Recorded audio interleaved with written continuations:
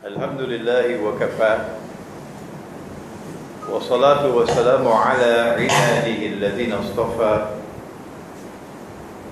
خصوصا على أفضلهم وخاتم النبيين محمد الأمين وعلى آله وصحبه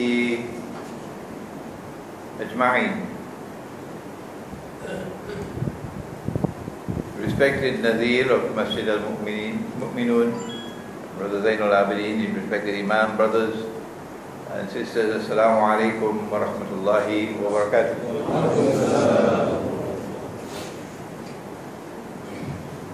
Our topic is on Ilmu Akhir Zaman and modern Western civilization. What does Ilmu Akhir Zaman have to tell us about modern Western civilization? Or in English, Islamic Eschatology, an Islamic Eschatological explanation of modern Western civilization. This has never been attempted before by any scholar of Islam. Never. First time now it's being done. It's not because scholars in the past did not have knowledge. Not at all. It's because you could not attempt the subject until certain events had unfolded in the world. Like, for example, that we Muslims had control over the Holy Land, Al-Ardul Muqaddasa, the Holy Land, which is where you have Masjid al-Aqsa, Jerusalem. And in 1917, Europeans, the European army, defeated the Muslims and took over the Holy Land. And from 1918 to 1948, Britain was the mandate power controlling the Holy Land. And Britain allowed the Jews to return to the Holy Land. And then in 1948, a state of Israel was created in the Holy Land. And between 1948 and today, that state of Israel has continued to grow and grow and grow in power until now it is poised and ready to take over from a United States of America, which is now in irreversible decline. I'm sorry that I have to be using the English language. I wish I could speak to you in Bahasa. A United States of America which is now in irreversible decline. And Israel is poised and ready to take over from the United States to become the ruling state in the world. So how was it possible for scholars 100 years ago to be able to understand Islamic eschatology? It is now being presented to the world of Islam for the first time. For the first time. Let us begin by defining who is modern Western civilization. It is the creation of Europe of the West. There are two Europes.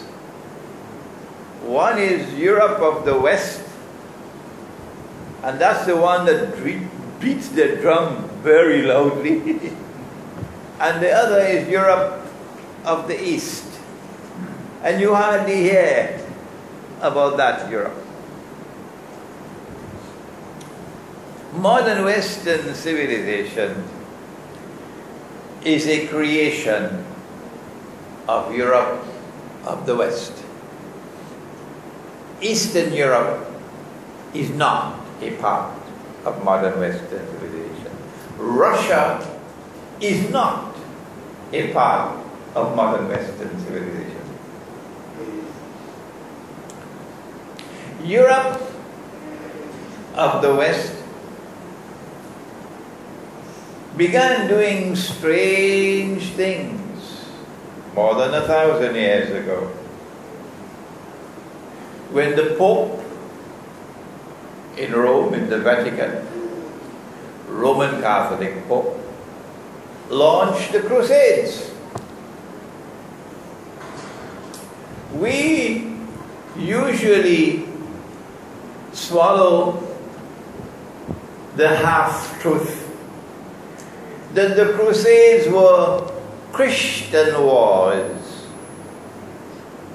waged by Christians to reclaim Jerusalem. That's not completely true. No. Because it was only one part of the Christian world which waged the Crusades: Western Europe. And when Western Europe waged the Crusades, they did it for two reasons, not one. The first reason, the one which is in the news, is they want Jerusalem. They want to liberate holy Jerusalem from Muslim rule. But the second reason is that Europe of the West had one version of the Christian religion, and it was different from the Christian religion of Europe of the East. The two hated each other. If you think Shia-Sunni rivalry is terrible in Islam, that was worse. The capital of this Eastern European Christian world was Constantinople. And when Europe of the West waged the Crusades, they were targeting two cities, not one.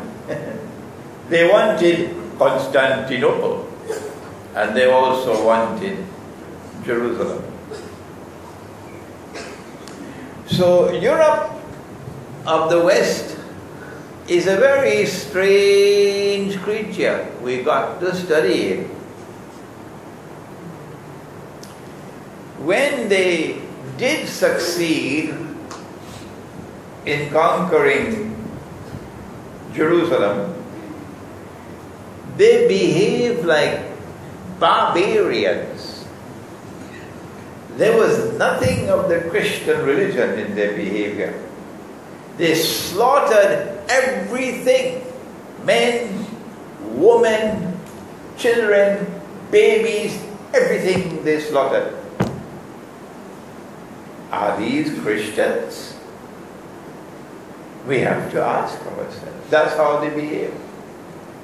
When we, on the other hand, Salahuddin Ayyubi, when we conquered them, when we defeated them, Salahuddin was the most honorable and dignified of all leaders you could find. Magnanimous, showing them what it is to be a civilized people. So who are these people who behave like barbarians and yet call themselves Christians? And then they also conquered Constantinople. And they held Constantinople for about 80 years until they planned their plans and Allah plans His plans, and Allah is the best of planners. And this eastern part of the Christian world was able to recover Constantinople. So who are these people? Western Europe, who gave us modern Western civilization, which today has impacted all over the world. The Prophet sallallahu ta'ala alayhi wa sallam said, "Man tashabbaha biqawmin fahuwa minhum." Whosoever imitates a people belong to them.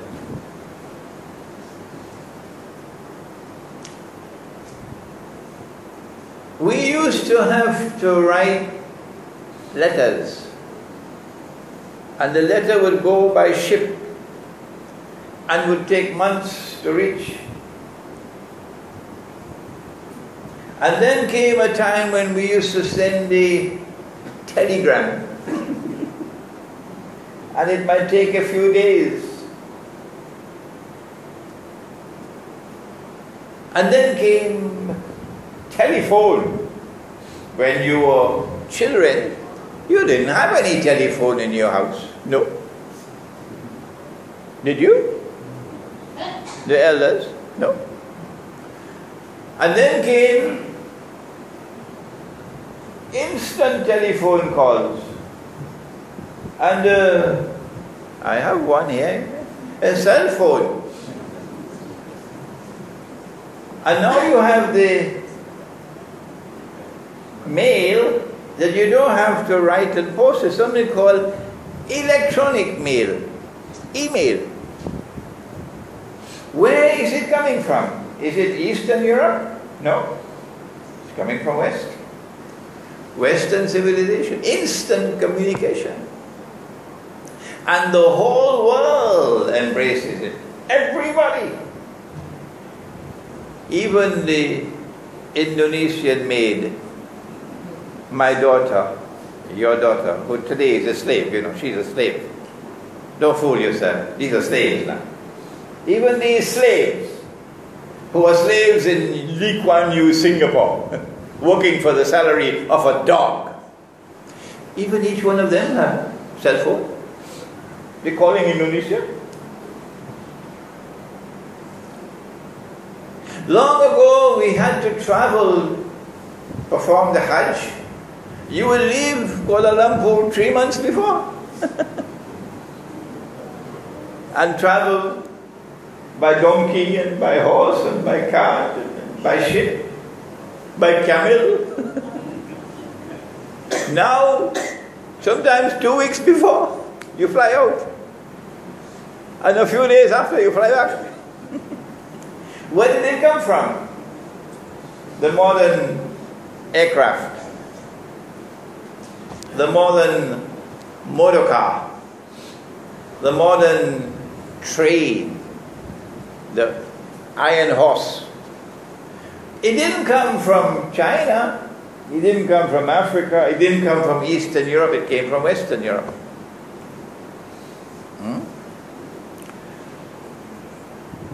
A scientific and technological revolution which is still unfolding.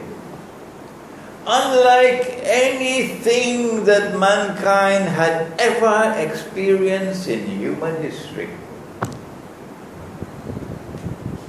And it has come from them. And every time the scientific and technological revolution advances one step, the whole rest of the world embraces it. Yeah. If you and I do not seek to understand what is happening in the world today, then I have bitter news for you.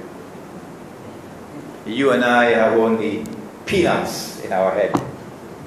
That's our status. Allah says in the Quran that this Quran has been sent down tibyanan likulli shay, to explain all things. So this Quran must explain modern Western civilization. 100 years ago you used to buy and sell using dinar and dirham. Your grandfather, grandmother probably still have some that you used to use. Dinar and dirham. Where did this money come from that we now use? This paper and plastic and electronic money that our muftis, I don't know what will be their state on Judgment Day. I am sorry for them. They have a great surprise in store for them.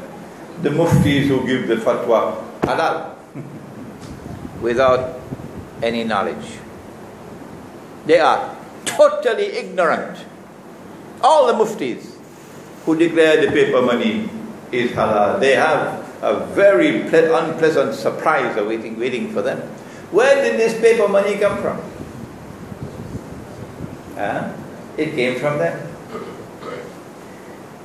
Where did the banking system come from? We didn't have any banks 100 years ago. You had money lenders, but not banks. Today a banking system is poised to take over from governments. Let me repeat that. Today a banking system around the world is poised to take over from governments in controlling the world. Where did the banking system come from? Came from them. Who are these people? Let us turn to the Quran so that the Quran might explain.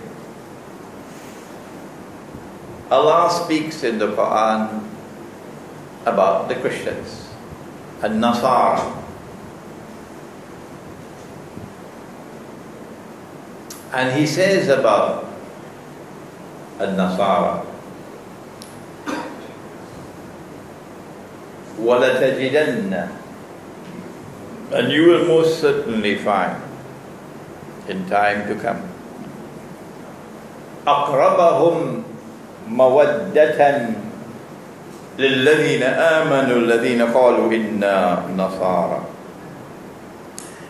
that you will most certainly find in time to come that those who will be closest in love and affection for you Muslims will be those who say, we are Nasara, we are Christians.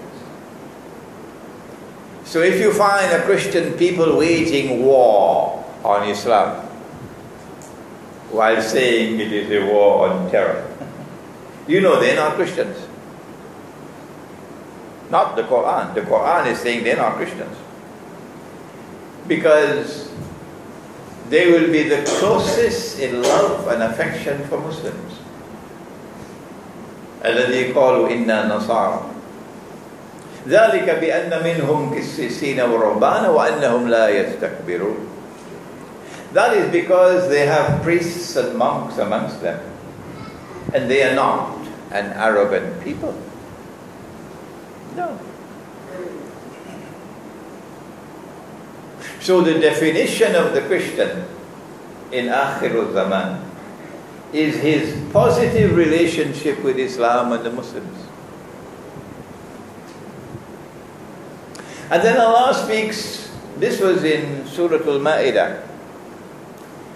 In the same ayah, Allah speaks at the beginning, لَتَجِدَنَّ أَشَدَّ النَّاسِ عَدَاوَةً لِلَّذِينَ آمَنُوا الْيَهُودِ وَالَّذِينَ أَشْرَكُوا, that you will most certainly find in time to come that those who will have the greatest hatred for you, hatred burns in their hearts for you, are the Jews. and those who are pursuing the agenda of shirk in the world. So we have to look for that time in history when the Jewish world shows its greatest hot hatred for Muslims, like Gaza, like what just happened in Gaza. And we have to wait for that time when a people are pursuing an agenda of shirk around the world. And when you see that, then you know, if you want to recognize the true Christian, this is how you recognize it. Today, we are living in that world, in which the Zionist Jewish world is waging hostile war against Islam and Muslims with hatred. And today we are living in that world in which Europe of the West is advancing the agenda of universal shirk. Let me briefly and rapidly give you some examples of that shirk, because nobody teaches the subject. No. Allah gave us the Khilafah state. He gave it to us through Nabi Dawood alayhi salam, the holy state of Israel. And then He gave us with Nabi Sulaiman alayhi salam, the holy state of Israel. And then He gave it to us with Nabi Muhammad alayhi salam. The same model, holy state of Israel, the same model, Medina. What is that model? Number one, it recognizes Allah as Al-Malik, the sovereign. If you turn away from Allah as Al-Malik and you turn to something else as Al-Malik, that is shirk. Well, that is precisely what Europe of the West did when they gave us the modern state. The modern state, of which we are all citizens, no longer recognizes Allah as Al-Malik. The state is now sovereign. Parliament is sovereign, not Allah. That is shirk. But you don't have to believe me. Just wait until you go in your grave and then you'll know. Yes, just wait. Wait for the grave and then you know whether Imran Hosein is talking nonsense or not. That is shirk. And then we go and we vote in the elections for the modern secular state. And in the process of doing so, we validate that shirk. So we become part of the shirk. You don't have to accept it. Just wait until you're in your grave and then you know whether Imran Hosein is talking nonsense or not. Allah gave us the law. He made some things halal and some things haram. And in the Quran, in Surah At-Tawbah, Allah tells us that if you make haram what Allah made halal, that is shirk. And if you make halal what Allah made haram, that is shirk. Like Allah prohibited money being lent on interest. Is it halal in Malaysia? Is it halal in Malaysia to lend money on interest? Why don't you answer me? Yes, it's halal. Just go across to any bank and you see. The law permits it. So what Allah made haram, they have made halal. That is shirk. You don't have to believe me. Just wait on the grave and then you'll know. That is what they've done, pursuing the agenda of shirk. Allah gave us dinar and dirham as money. Guess what they did? They made it haram. You didn't know that. Even Dr. Mahathir did not know that. That in the Articles of Agreement of the International Monetary Fund, which is international law, you are prohibited from using gold as money. So they made haram what Allah made halal. And we now accept it. And we follow it in this monetary system. And so we become part of the shirk. This is only 2 examples I've given you. There are others. And guess what? This is the one sin that Allah will not forgive. The one sin that He will not forgive. And during this Akhir Zaman, the whole world is now embraced by that shirk. Which explains the hadith. That in Akhir Zaman, the hadith is in Sahih Bukhari 4 times. Go check it out, 4 times. That 999 out of every 1,000 people in Akhir Zaman going into Jahannam. How can we explain that He who is Ar-Rahman and Ar-Rahim and Al-Ghaffar, how can we explain 999 out of every 1,000 in Jahannam? Only one explanation, only one: shirk. So when you see that universal shirk, and when you see the Jewish world with such hatred for you, it is at that time that you recognize the true Christian. Because the true Christian will be drawing closer to you and becoming more friendly to you and showing more love for you. Who are those Christians? Who are those Christians? We leave Surah Al-Ma'idah and we go to Surah Al-Rum. Rum. The word occurs in the whole Quran only once. Only once. بعد أعوذ بالله من الشيطان الرجيم ألف لام ميم غلبت الروم. Rome has been defeated. Defeated in what? A game of football? No. Defeated in warfare. Warfare. في أدنى الأرض. Rome has been defeated in a land close by, close to where the Quran was revealed. So not in Washington, huh? No. Rome has been defeated in a land close by, close to Arabia.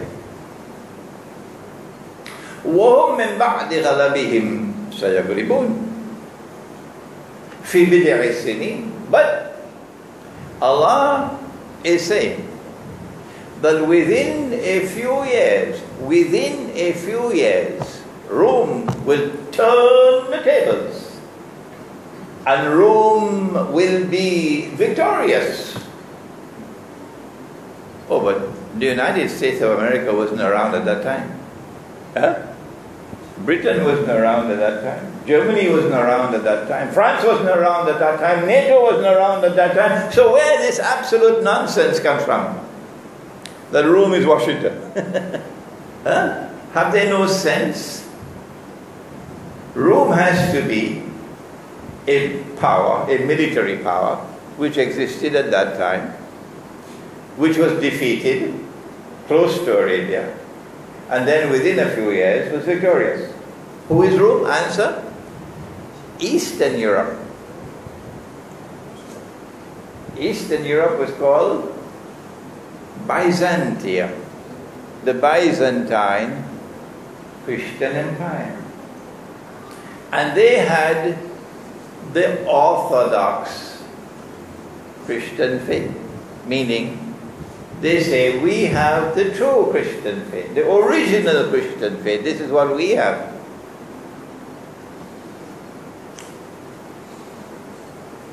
The Quran goes on to say, لِلَّهِ الْأَمْرِ مِنْ قَبْلُ وَمِنْ بَعْدُ. It was in Allah's hand to determine defeat and victory. وَيَوْمَئِذٍ يَفْرَحُ الْمُؤْمِنُونَ. And on that day, when Rome is victorious, Muslims are going to celebrate. And so the Quran establishes a positive relationship between Islam and Rome. between Islam and Orthodox Christianity. Good. Having established that from the Quran, now let's proceed. Sometime after the time of Nabi Muhammad ﷺ, a division took place in Constantinople.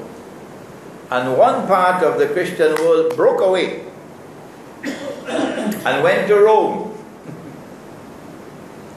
and established the Vatican and gave us the Pope and the Roman Catholic faith. And it was that Pope who launched the Crusades. This part of the Christian world is best recognized by the one man in the Christian world, the Western Christian world, who is allowed to have a beard. Everybody else must shave their beards, but this fella can keep a big beard. You know him? What's his name? Santa Claus. Santa Claus is the only one allowed to have a big beard. You can't have Santa Claus without a beard. Huh? But nobody else is allowed a beard. If you have a beard, you can't serve in the armed forces. No. If you have a beard, you can't be a police officer. No. If you have a beard, you can't work in the bank. No. If you have a beard, you can't do this, you can't do that. Businesses will not employ you if you have a beard. But Santa Claus, he has his beard. So I call that Santa Claus Christianity. This part of the Christian world, the Western Christian world, wants to get the Eastern Christian world to give up their Orthodox faith and join this one. And they are in constant hostile relationship with the Eastern world. At the head of the Eastern world was Constantinople, the Byzantine Empire. But when the Ottomans, when Dajjal created the Ottoman Empire, and the Ottomans conquered Constantinople, according to Dajjal's plan, then the leadership of Rome went to Russia. So if the Western European world is hostile to Russia, it's because it is this Christianity which is hostile to that Christianity. Even in Ukraine, the Eastern Ukraine is Orthodox. The Western Ukraine is Roman Catholic. Now let us see what does Allah say about this Western part of the European world, which has given us modern Western civilization. Because our subject is Ilmu Akhiru Zaman and modern Western civilization. Allah speaks in Surah Al-Ma'idah again, and He says, Ya ayyuhalladhina amanu, O you who have faith in Allah, La tattakhidul yahuda wal nasara awliya. Do not take the Jews and do not take the Christians as your awliya, your friends and your allies. If you use the methodology of a schoolboy,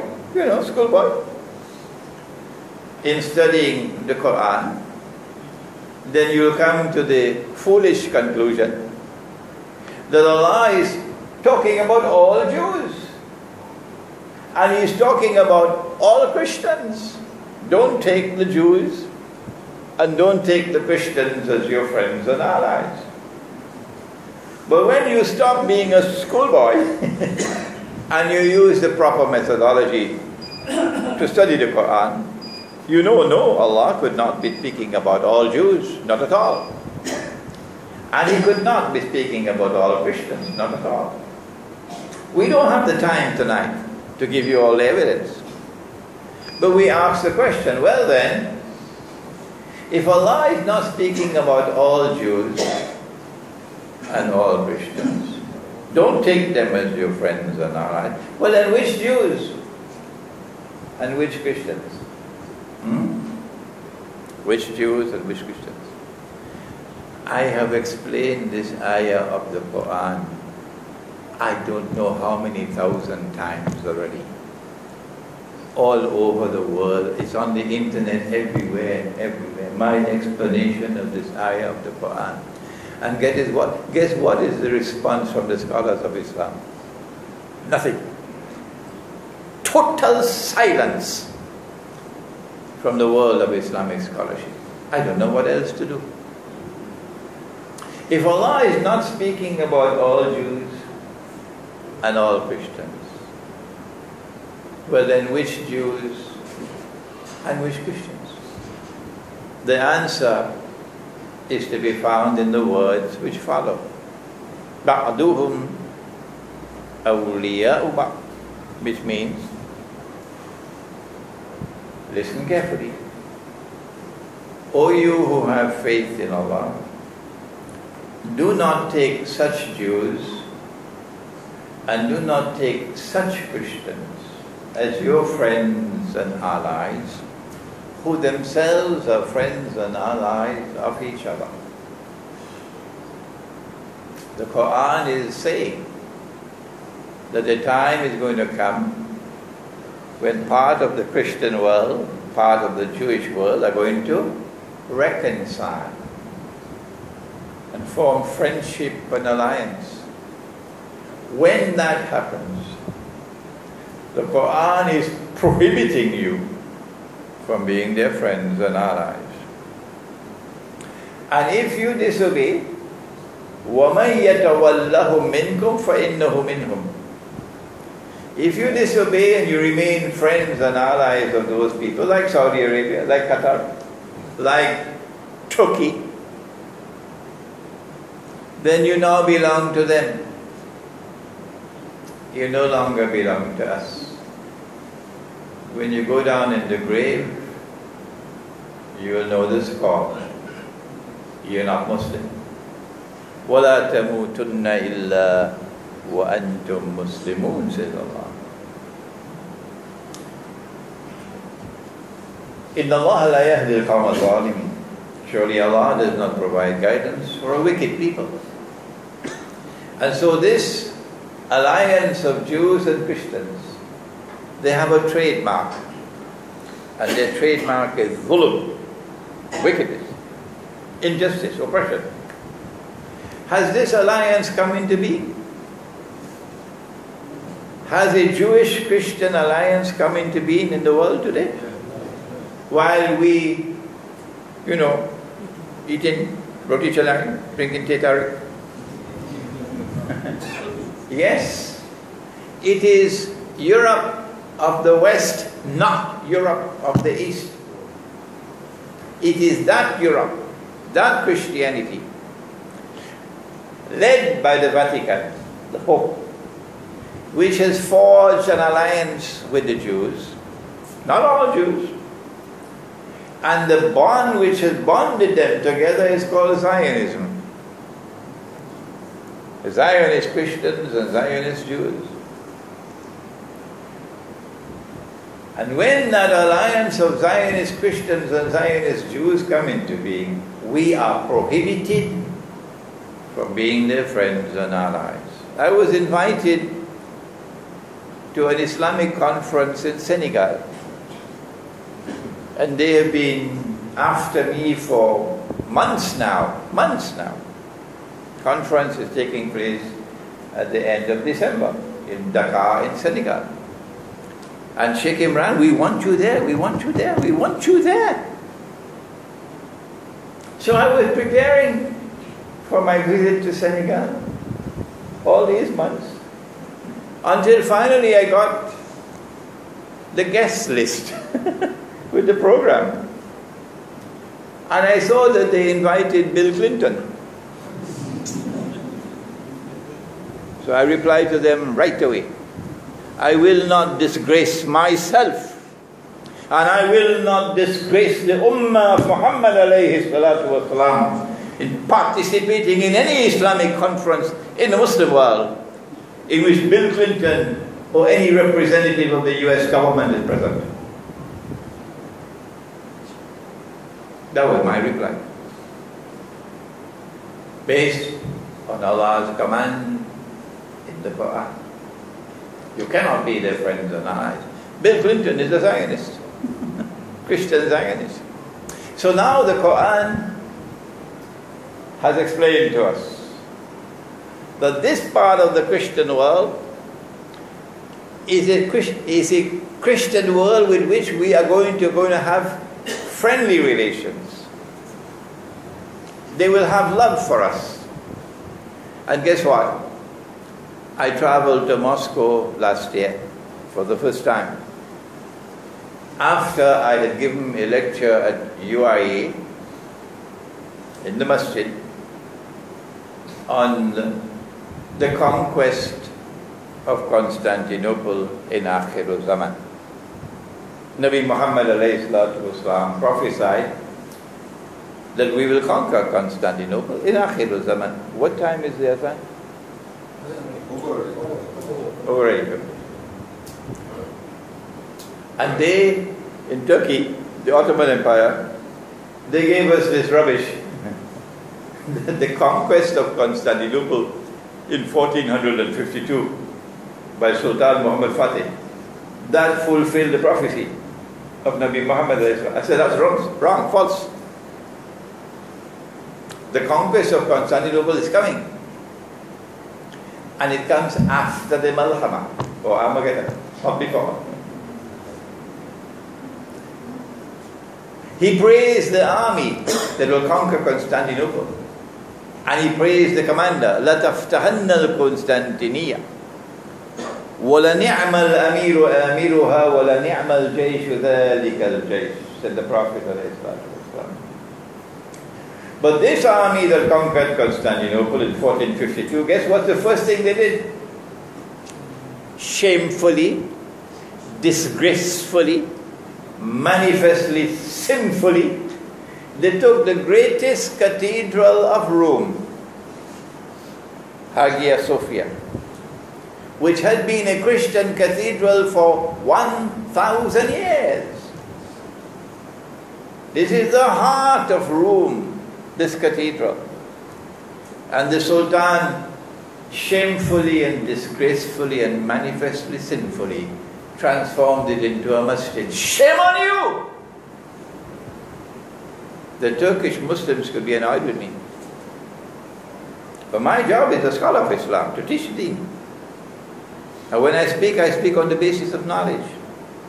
Shame on you for what you did. One day we will conquer Constantinople.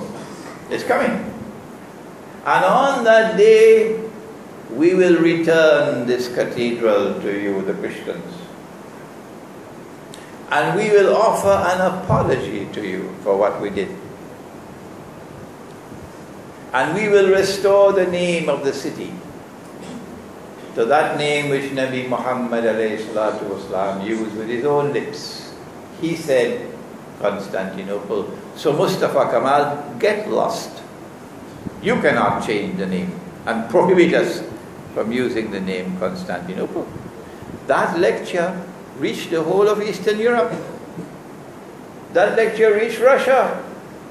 And I got an invitation from the State University of Moscow, the most important university in the whole of Russia. They invited me. And I went.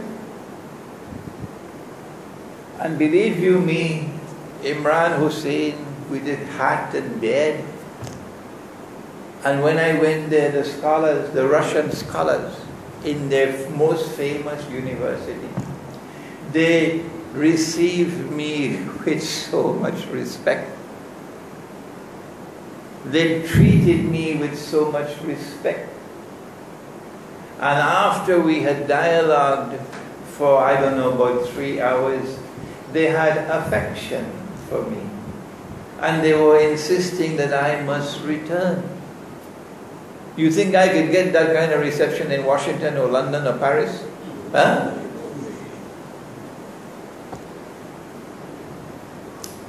Well, I have news for you. Your prophet, he said that in Akhirul Zaman, you Muslims will make an alliance with Rome. And Rome today is led by Russia. I wonder how many governments in the world of Islam know about that. Eh? Their favorite pastime is to fly to Washington. Their Qibla is not in Makkah, their Qibla is in Washington. Perhaps it's because the Malaysian government refuses to bend its knee that you've lost the first aeroplane, and then you lost the second aeroplane. And until you bend your knee to them, you keep on being attacked. You keep on being attacked. So this is the Quran explaining that this part of the Christian world is the one with whom you will find love and affection, and with whom you will make an alliance in Akhirul Zaman.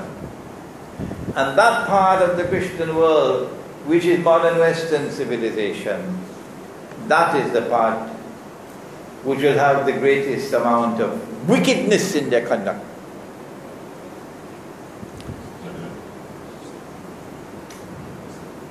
But that part of the Christian world with whom we are prohibited from having friendly relations, they have a sinister agenda. They have an obsession with Jerusalem, the Holy Land. They are the ones, a British army defeated the Ottoman army and took Jerusalem. And on that day when the British general entered Jerusalem in 1917, he said, "Today the Crusades are over." No, the Crusades were never over. They're still having crusades now in Syria. They're bombing Syria. They're bombing ISIS in Syria. It is that part of the Christian world which brought the Jews back to the Holy Land, Britain and the United States. It is that part of the Christian world which brought back the state of Israel in the Holy Land. It is that part of the Christian world which has been protecting that Israel and causing that Israel to grow and grow and grow. And now we turn once again to the Quran for an additional explanation of modern Western civilization. Those of you who are familiar with my book, Jerusalem in the Quran, we have it in English, we have it in Bahasa. Many people buy the book, few people read it. Sheikh, I read the first part of it many years ago. Life is busy. Okay, that's your choice. I explained the subject in Jerusalem in the Quran about 12 years ago. Allah speaks in Surah Al-Anbiya about a town. The Arabic word is Qarya. Qarya. Kampung. Kampung. Qarya. Allah speaks in the Quran about a Qarya which He destroyed. And the people were expelled. And then He placed a ban on them that they could never return to reclaim that Qarya as their own. Tak boleh. Until a certain moment in time. Let's go to the Quran. It is Surah Al-Anbiya, verse 95. وَحَرَامٌ عَلَى قرية أهلكناها أنهم لا يرجعون. They cannot return. حتى إذا فتحت يأجوج ومأجوج, until Gog and Magog are released.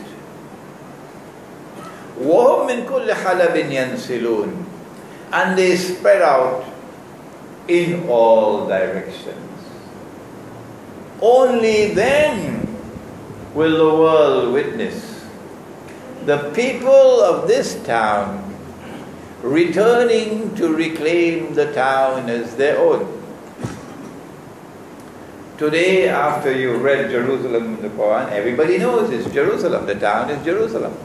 Except, you know who? The only people who don't know that it is Jerusalem are the ulama of Islam. That's the only people on the face of the earth who do not know that the town is Jerusalem. The ulama of Islam. وَحَرَامٌ عَلَى قَرْيَةٍ أَهْلَكْنَاهَا أَنَّهُمْ لَا يَرْجِعُونَ. It is haram for the people of a town which we destroyed and expel them from the town. Haram for them to return. There's a ban on them. They can never return to reclaim the town as their own until Gog and Magog are released. And they spread out in all directions. But it can be translated also as they descend from every height. Who are Gog and Magog? Ya'juj and Ma'juj. Who are they? The introduction, of course, is in Surah Al-Kahf.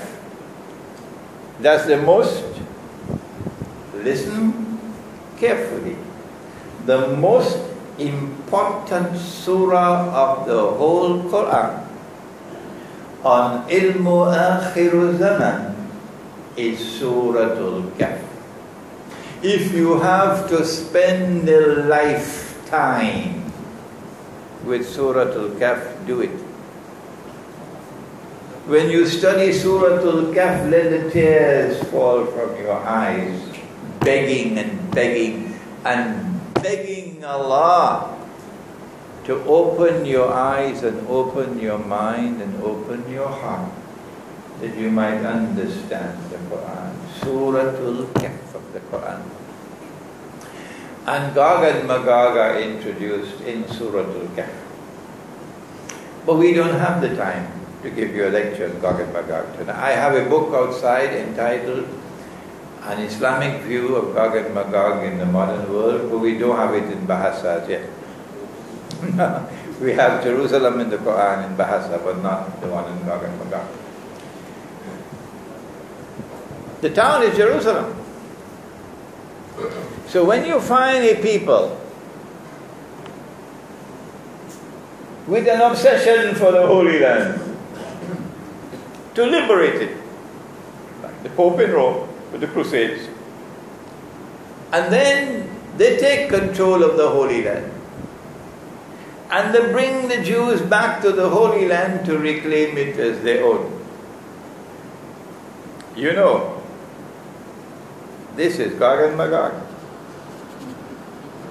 So now the Quran is telling you that modern Western civilization is the civilization of Gog and Magog, Ya'juj and Ma'juj. You don't have to believe me. You don't have to accept it. No. Not at all. At this time, your brother Imran Hosein is the only voice in the world of Islam. The only voice saying this.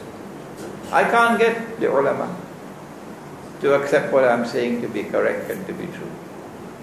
But if this was the falsehood, if what I am teaching is false, how do you explain? How do you explain that every day that passes by, more and more people around the world are accepting this analysis as correct? If you are standing on the foundation of falsehood when explaining the Quran and explaining the Hadith, you should be heading for the garbage bin. Yes. There can be no barakah.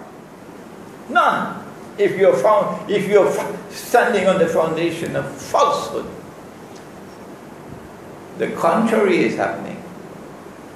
That around the world people are hungry and hungry and hungry. Sheikh, I want to learn from you. I want to learn from you.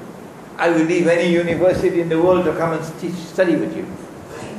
This can't be a trait of falsehood. And so I say to you tonight, based on the Quran, that the civilization that is called modern Western civilization is the civilization of Gog and Magog. Allah speaks in the Quran in Surah Al-Kahf about Gog and Magog. And He says, Inna Ya'juja wa Ma'juja mufsiduna fil ard. That Gog and Magog, they commit fasad. Anything that they touch, they corrupt.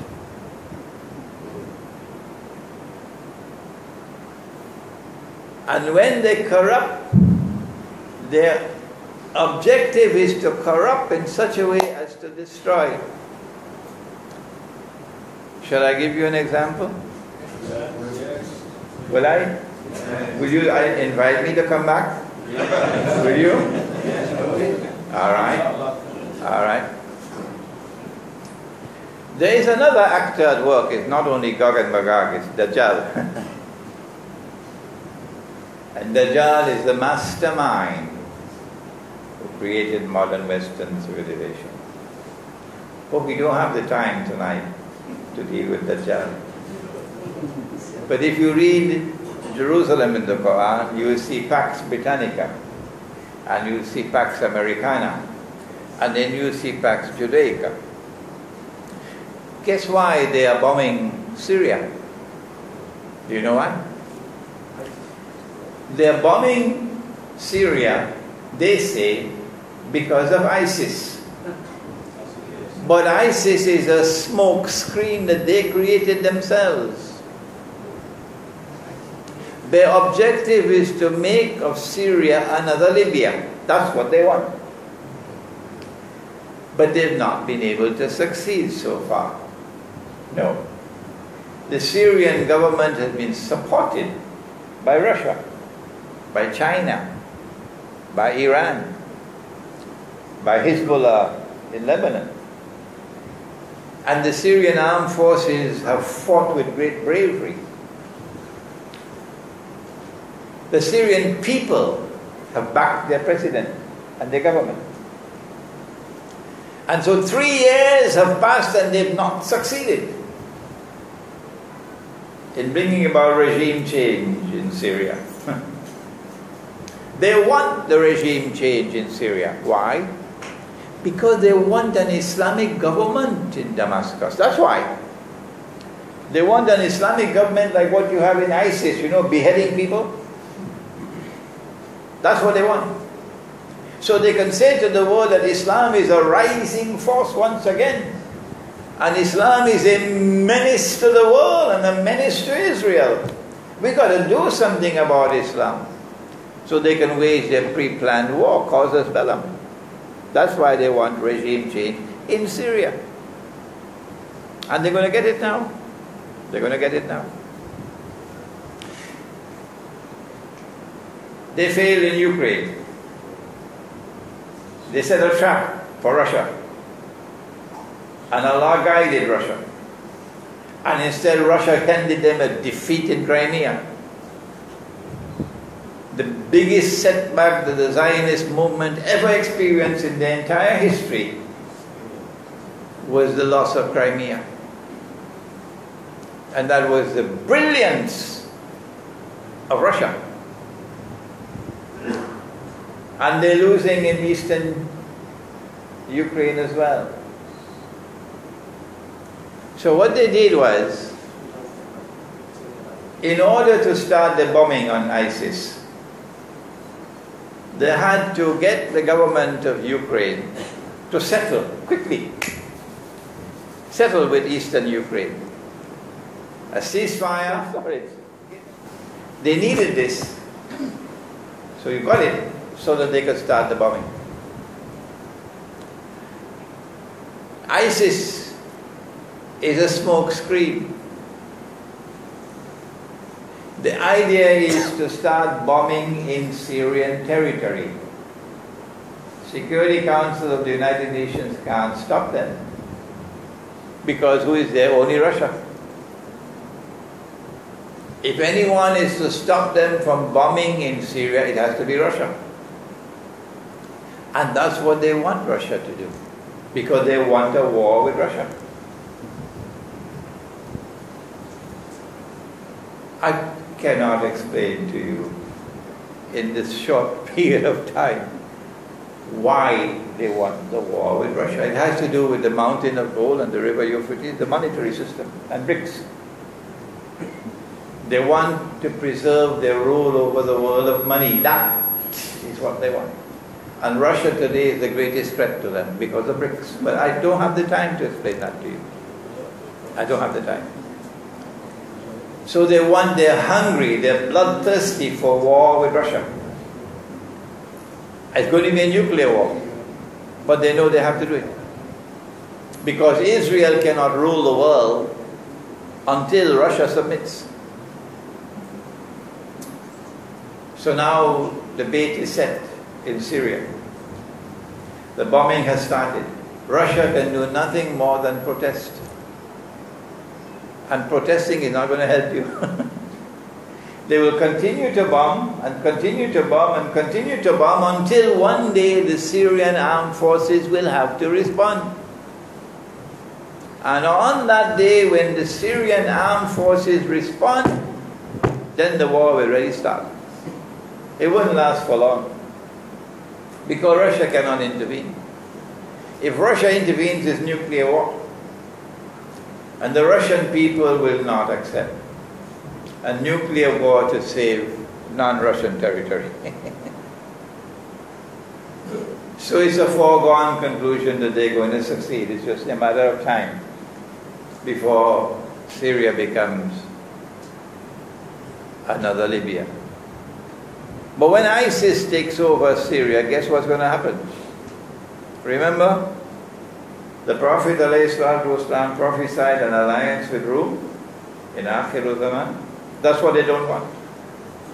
That is what they don't want. So I am telling you, I'm sorry to say it, but I am anticipating that these so-called jihad mujahideen, I call them Dajjal's warriors, from the time they take over Syria, they're going to slaughter the Christians. It will be slaughter of the Christians. These are not Western Christianity, this is Orthodox Christianity. And when the Orthodox Christians are being slaughtered in Syria, in Iraq and elsewhere, then the Russian people will force the government to intervene. And then you'll get your nuclear war. That's the Armageddon. Or the Prophet ﷺ called the Malhama. This is coming. They want the Malhama so that they can force the submission of all the world to the state of Israel. When the Malhama takes place, it will be thousands of nuclear weapons being used. We never experienced anything like this before in history. This will be the first time. When a nuclear explosion takes place, it's a mushroom cloud.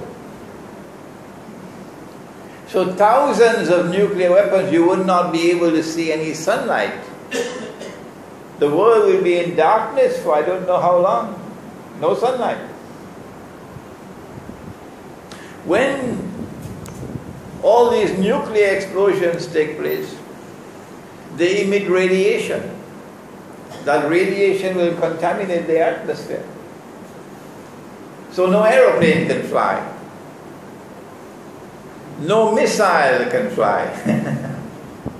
No bird can fly. No bee can fly. Because they cannot navigate anymore. No electronic gadgetry will work after the Malhama. No. North America will disappear. Nobody can live there. United States and Canada. Europe will disappear. No one can live there. But Russia is more than Europe. Russia has Eastern Europe and Russia has Asia.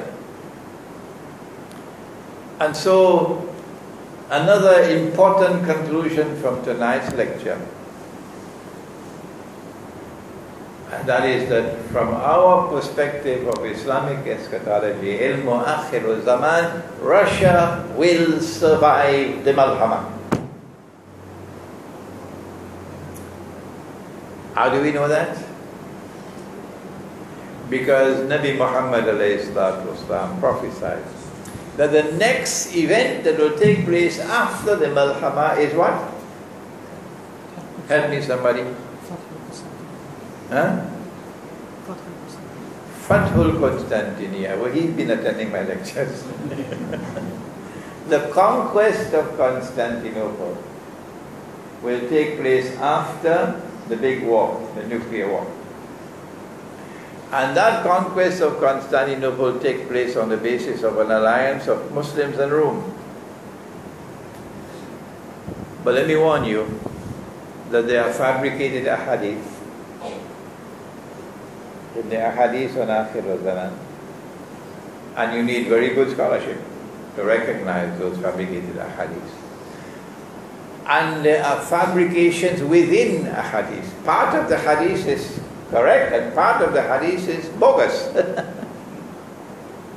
So you've got to have good scholarship to deal with the ahadith on Akhir al-Zaman. I asked myself why? What is the military significance of a Muslim army after the Malhama? And Israel is now taking over the ruling state in the world. Why should an army be heading for Constantinople? Why? Why not Jerusalem? Is that not a legitimate question? Yes. There's only one answer. There's only one answer that makes military sense. One. And that is that Constantinople commands the Bosphorus, the waterway which connects the Black Sea with the Mediterranean Sea. The Russian naval fleet is in Crimea. Crimea. Russia does not have any warm water port except Crimea, because on the north in the Arctic it's frozen for most of the year. So the Russian fleet, the Navy, is in the Black Sea. For the Russian Navy to participate in the Muslim-Christian alliance with Rome, the Russian Navy has to pass through the Bosphorus to head to Jerusalem. And so the conquest of Constantinople in Akhir al-Zaman has only one military significance, and that it is meant to liberate Constantinople from the NATO control by NATO. Liberate it, so that the Russian Navy can pass through the Bosphorus and enter the Mediterranean. What I have done tonight in an hour is to present to you from the Quran, basically from the Quran, an explanation of modern Western civilization that you never knew before, because no one has ever taught it. What I've done tonight is to whet your appetite. So this is the Book of Allah, and this Book of Allah has to be studied. You have time, oh yes, to send your sons all over the world and your daughters to do degree in this and degree in that and to become specialists, but you don't have time to send your sons and daughters to study the Quran. Huh? No. You want your son to be a medical doctor. You want him to be an IT engineer. You want him to be this and that and the other. And you never have in your heart that one day your son could sit at this table and do what I have just done. What will Allah do with such an ummah? It is when he cannot get into a European university and he cannot get into a Malaysian university and he cannot get into any technical institute. He can't go anywhere, then he goes to the Darul Ulum. Yeah? So what do you expect to come out of the Darul Ulum? Do you expect that to be the highest scholarship possible? Because all he wants is the job of the Imam.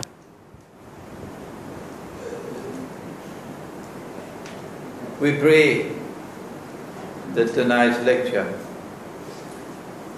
will open your eyes the importance of ilmu akhirul zaman, importance of studying the subject, importance of going to the Quran and the Hadith, that they might explain the world in which we live today.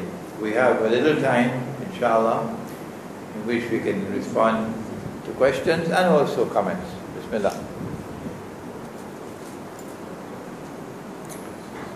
No questions?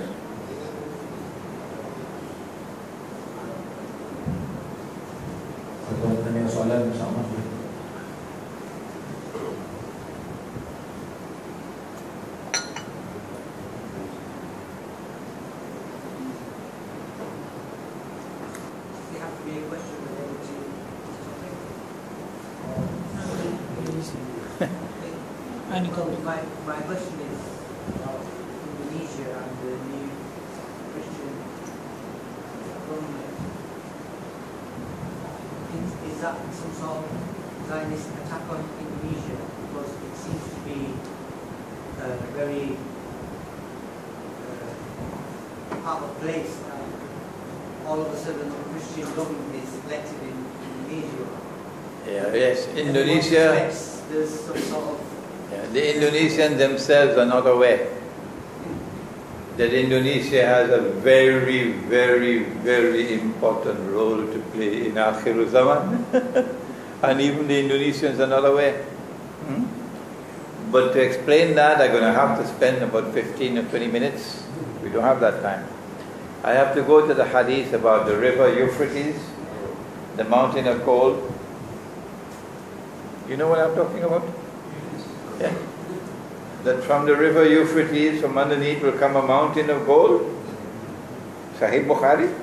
People will fight for the gold, and 99 out of every 100 will be killed. Everyone will say, I'll be the one who will survive, and Muslims must not touch that gold. That gold, mountain of gold, is the ocean of oil. An ocean of oil which one day will function as gold, and that happened in 1973 when the petrodollar came into being. And the malhama that is going to be fought is because Russia, as the head of BRICS, is challenging the petrodollar monetary system. You know about BRICS? BRICS? Russia, China, India, South Africa and Brazil, these five. And they are challenging the petrodollar monetary system. The war that is coming, that will be fought for the mountain of gold, the Malhama, is a war for the survival of the petrodollar monetary system. The Zionists want to maintain control over money. When the Malhama takes place, there will be no more electronic money, no more paper money, No more plastic money. After the Malhama, it has to be dinar and dirham. Gold and silver. And Israel will then become king. Because the Jews, the Zionists, control the gold of the world. They took all the gold out of Fort Knox. All the gold from the Federal Reserve, all gone to Israel already. That's why Germany can't get back the gold. Because it's gone. So Israel will command the world of money when we return to dinar and dirham, because Israel controls the gold. Now something will happen in Indonesia. Lee Kuan Yew wouldn't like this at all. And Israel's control over money will collapse. What is it will happen in Indonesia? Can anybody tell me?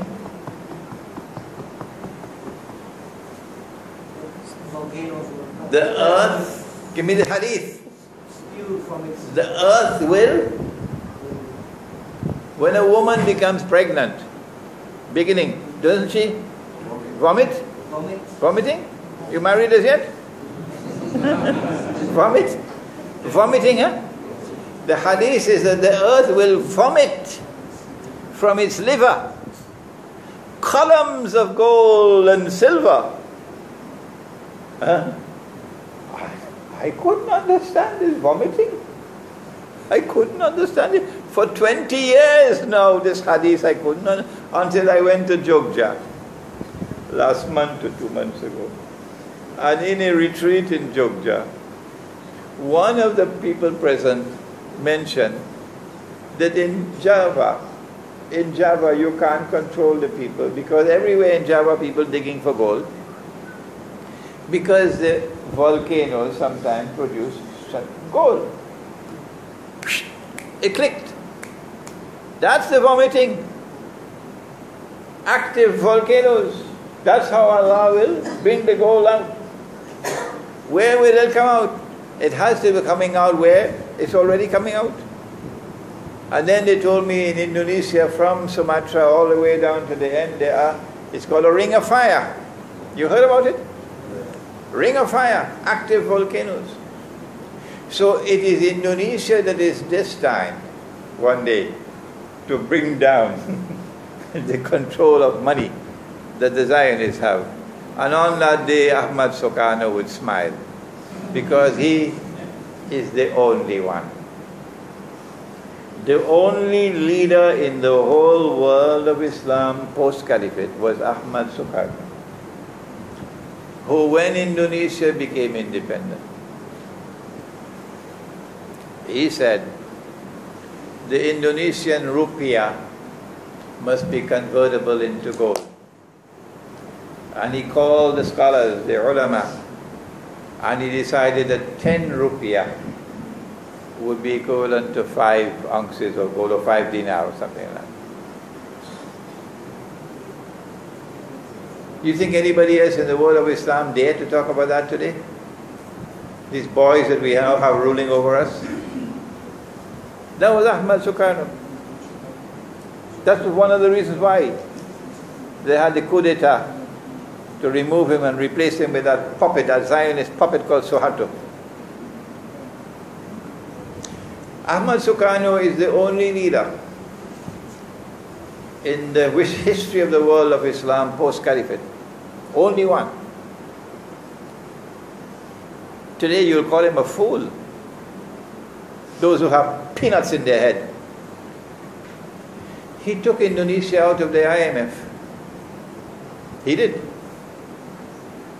And may Allah bless him for that. May Allah forgive him his sins for that.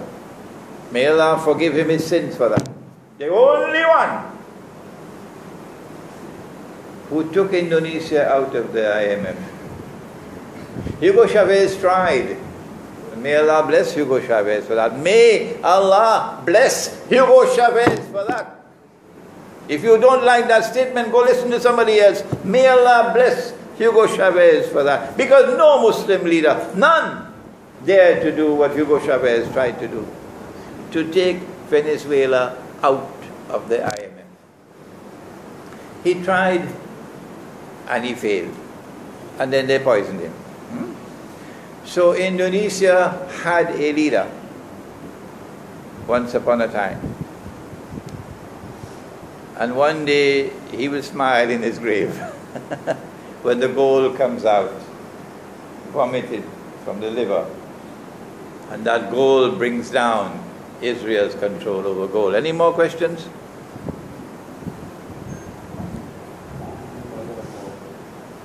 Yes. Is the shooting down of MH17 is part of the deal between Russia and Spain?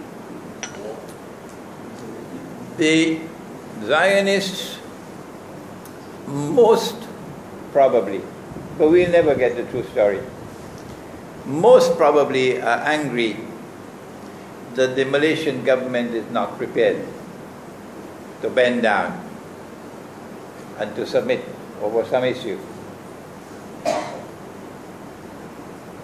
And they want to teach Malaysia a lesson. So the aircraft disappeared, and then another aircraft was deliberately targeted because it was Malaysian Airlines. It was deliberately shot down because it's Malaysian Airlines. They deliberately did it for Malaysian Airlines. And if Malaysia still does not bend down and submit, there will be other things, other lessons to come. But I don't think the Malaysian government can submit so long as Dr. Mahathir is alive. Any other question?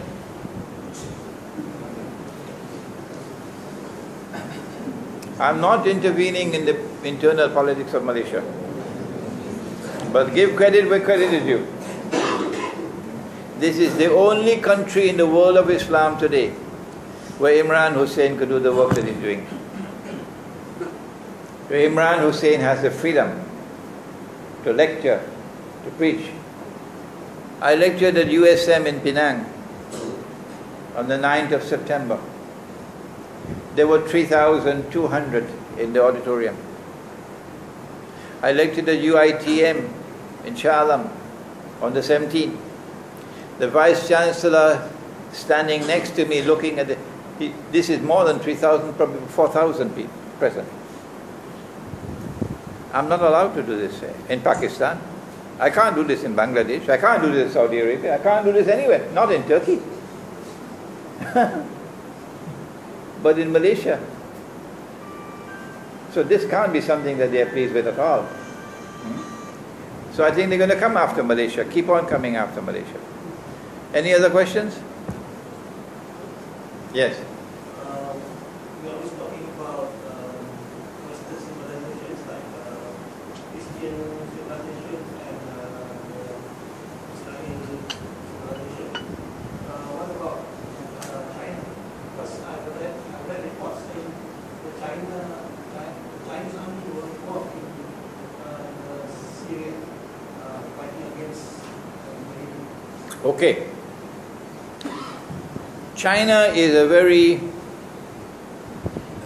careful customer. The Chinese don't ever do anything rashly. No. They're very, very, very careful people. But China did reveal its profile when the CIA launched their attack in northern Pakistan in a place called Abbottabad, and they said they killed Osama bin Laden, and then they took his body and they threw it in the sea, and then a big fish came and swallowed it. Remember? And the Pakistani government immediately realized that this was a setup to provide an excuse for an attack on Pakistan. They knew it. The same Pakistani government which worships Washington, the same Pakistani armed forces which shamelessly have been facilitating NATO to massacre the Afghan people, the same Pakistan armed forces now realize that the war is going to come on Pakistan. That's why they did this with Osama bin Laden, this story. So what did Pakistan do? The Pakistani Prime Minister flew immediately to Beijing. Pakistani president flew immediately to Russia, to Moscow. Well, my question is, why didn't you go to Washington? Why didn't you go to London? Why didn't you go to Paris? That's where you worship all the time. From the day Pakistan was born, that's where you worship. That's your Qibla. Why you go now to Beijing and to Moscow? Guess what China did? China surprised the Zionist world. China declared, as China has never ever declared before in modern Chinese history, an attack on Pakistan will be an attack on China. When that declaration was made, they couldn't attack Pakistan because they didn't want a war with China on their hands. No. So this is China's profile, which was revealed in that one critical moment. When the Malhama comes, I think China will be on the side with Russia. Yeah. And yes, your question? Suddenly they brought up an issue about Shia and Sunni. And you brought down just now that Iran is part of the group which is protecting Syria. What are they planning for this about? You didn't hear? Can someone help me? Shia and Sunni. They're creating this issue of Sunni and Shia. And why suddenly Iran is in the pack of helping out Syria? Is that right?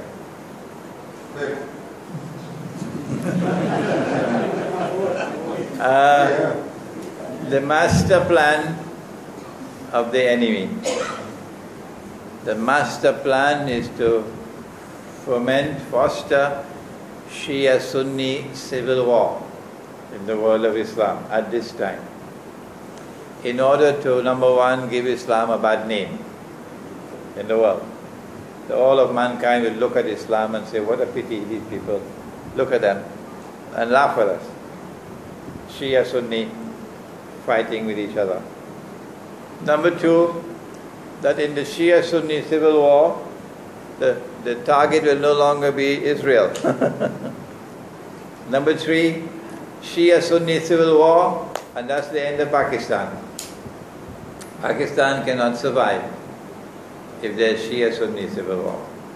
Number four, Shia-Sunni civil war and the world of Islam will grow weaker and weaker, weaker and weaker. Iran supports Syria, not only because of the Shia link. No.